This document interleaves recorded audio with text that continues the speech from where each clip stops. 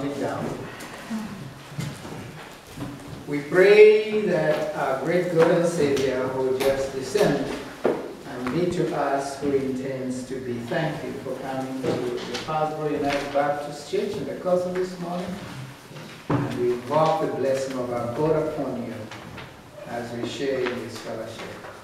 We are dealing with a theme that is impossible to exhaust. And I'm going to take on a small thing and do my best to stick to my notes so that I don't keep you here for 10 hours.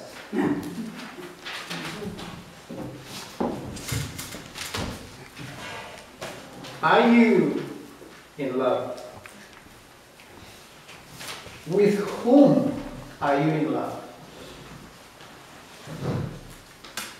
What are the pointers of the fact that you in fact are in love? Do you feel loved? Who do you believe really loves you? What about them makes you so sure that they actually love you?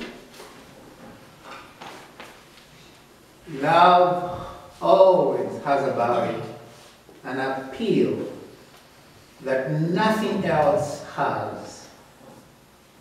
Love charms. Love cheers. Love consoles. And love calms. And love does much, much more than that.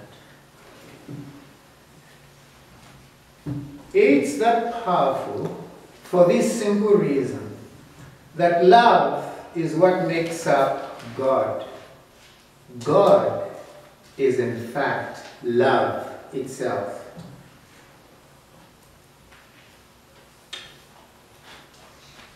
Our hymn writer caught it well when the hymn says,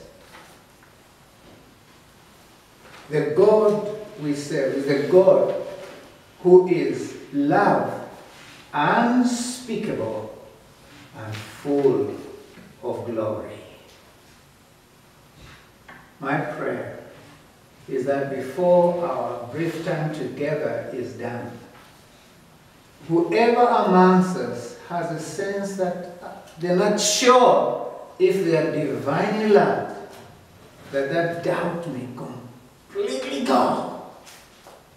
And that together as we sense God's love, we not only submit to it, but also use it to serve our God and to serve one another.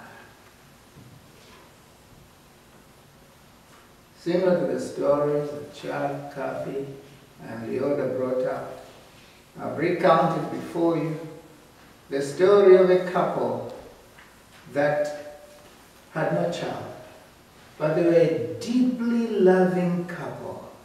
But they had this little dog, just a little thing that they loved and petted, pampered, gave it the best place to sleep, the finest of food.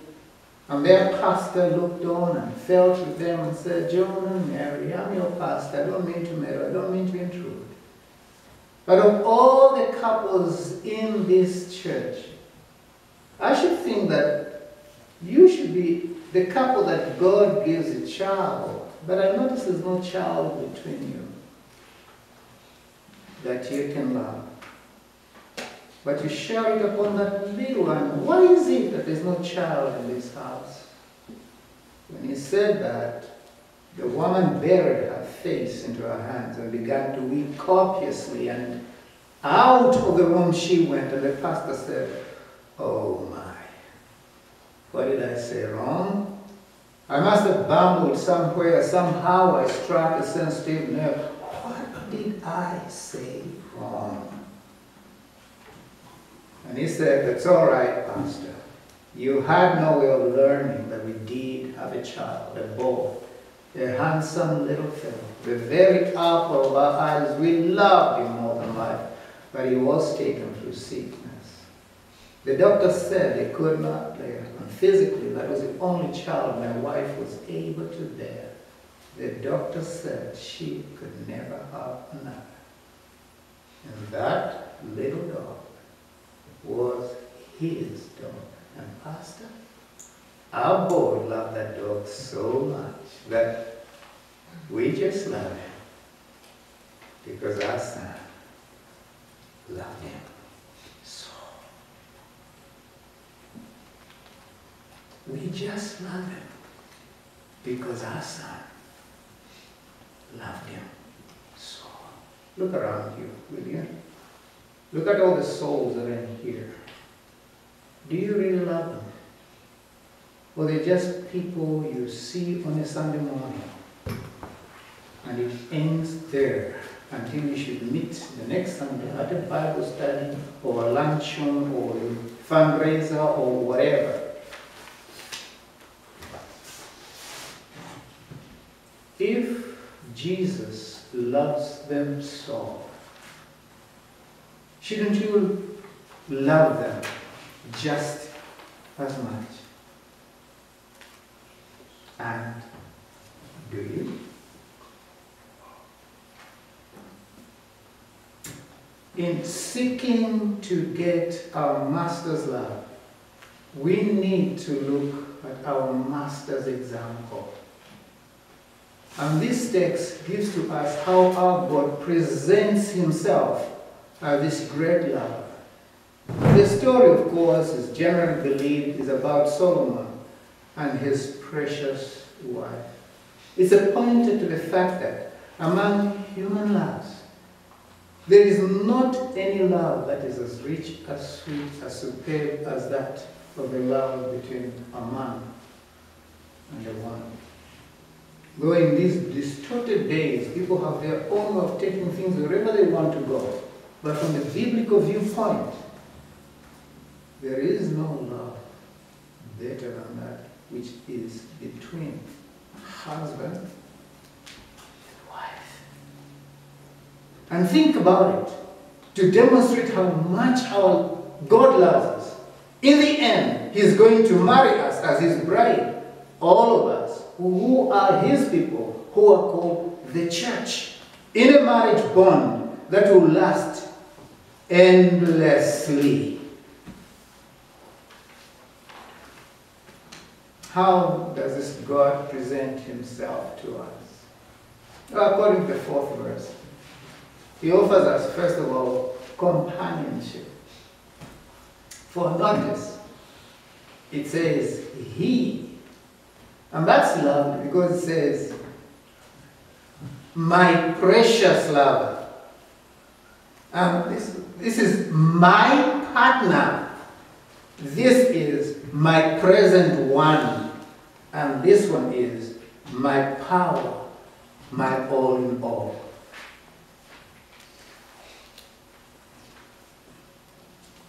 Not so long ago, I was dealing with a couple who had gone their separate ways. And the woman's cry was, he is never at home. And his argument was, it's true that I'm rarely at home, but I go out making money. So I bring money home. This woman doesn't lack anything. She has a house, she has a car, she has food, she has whatever she wants, she has. So what's the problem? And the woman turned and said, it's not what you're able to give me that I want. It is you I want. And it is true. If he is not present, where will those come from? And even when he avails to them, he has to be there. But she says, I prefer you to the stuff that you are bringing. Don't think it is material I am after. It's you I want. I don't know how many of us have been so absorbed in our God as to be able to say, it's God I want. Remember the story of Jesus' resurrection? When they go to the grave, the empty grave, and find that he is not there, and then they make this outcry, we found everything else. The words of lament are, but him they did not see. You are alive, you are awake, you are active, you have material, you have everything, but where is he in your life? Have you seen him? This woman is looking not for what he brings, but for he himself. When she has him, she has all. When she doesn't have him, she has nothing. I want him. Do you want him? And do you have him? There is this companion, but it's just not a companion. Look at the comfort he brings.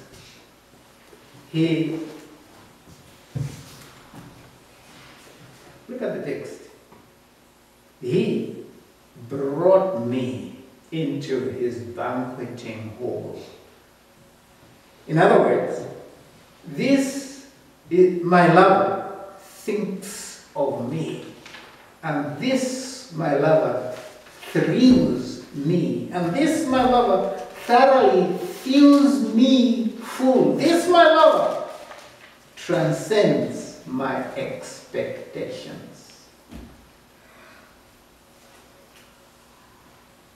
You know what causes divorces, heartbreaks, quarrels, fighting, disturbances, disruptions, distresses, disgruntlements, and so on, this.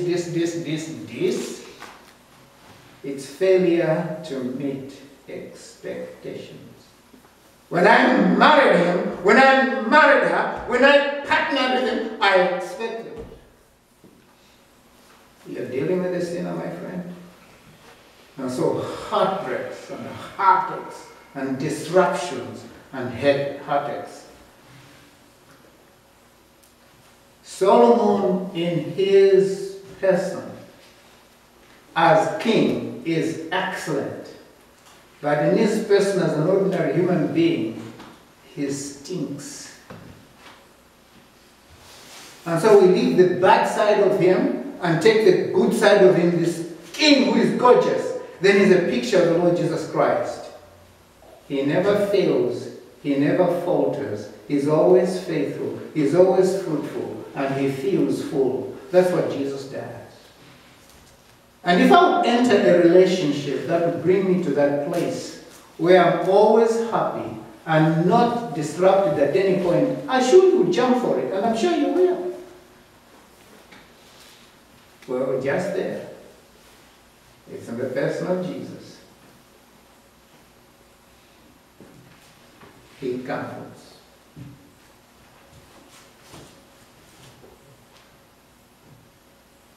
Will we hear him? Is the question. Well, he is our companion.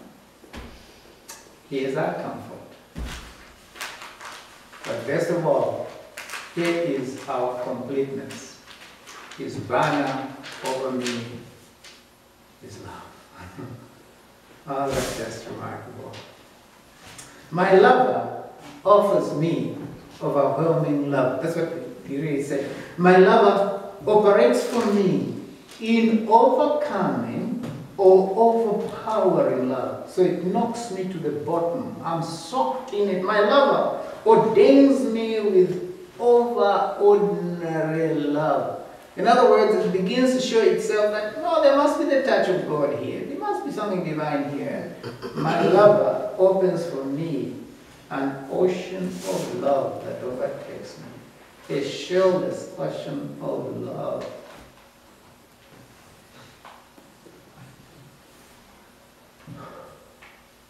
Now I want to tear myself apart here and just begin various segments of demonstration of this love.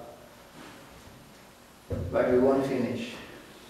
So I'll zero in on only one item. All of us have moods, don't we?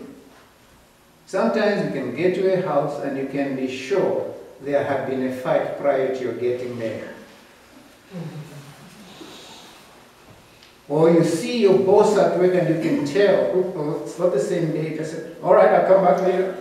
You know, things happen like that. You meet a friend along the road and you can tell by the look of it, no, I better not go beyond this point. I'll see you next time.